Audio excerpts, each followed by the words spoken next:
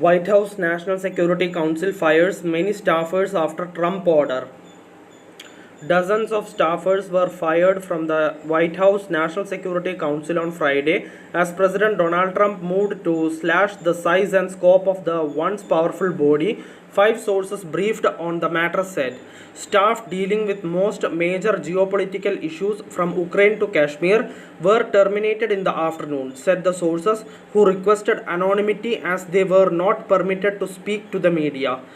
The move came just weeks after Secretary of State Marco Rubio took over from Mike Waltz as National Security Advisor.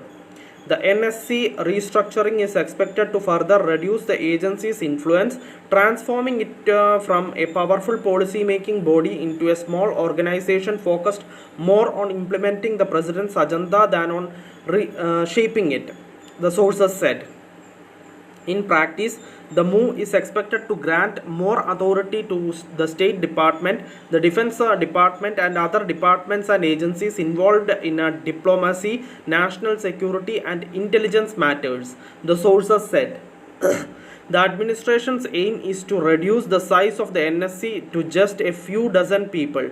Four sources with knowledge of the plans said they expect the final headcount at the NSC to come out to around 50 people. The NSC is traditionally the main body used by presidents to coordinate national security strategy. Its staff often make key decisions regarding America's approach to the world's most volatile conflicts and play a key role in keeping America safe. The body had more than 300 staffers under Democratic President Joe Biden, but even before the recent firings under Trump was considerably less than half the size of Biden's NSC.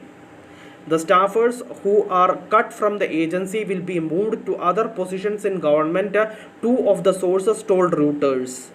Two other sources described a chaotic scene in recent hours.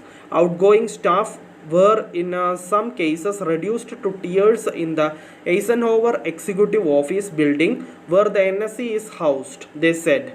Many conservatives have long pushed for the pared down NSC, arguing that a number of the positions are duplicative of functions found elsewhere in the government. Democrats and some Republicans have argued that gutting the body will mean Trump's policies are less informed by expert advice. The NSC has had a hard time recruiting top talent in recent months. Certain key positions like the top post overseeing Latin American affairs were never filled on a permanent basis. Several high-ranking staffers were fired earlier in the year after right-wing conspiracy theorist Laura Loomer presented Trump with a list of national security staffers she perceived to be disloyal. Disclosures that Waltz, the previous national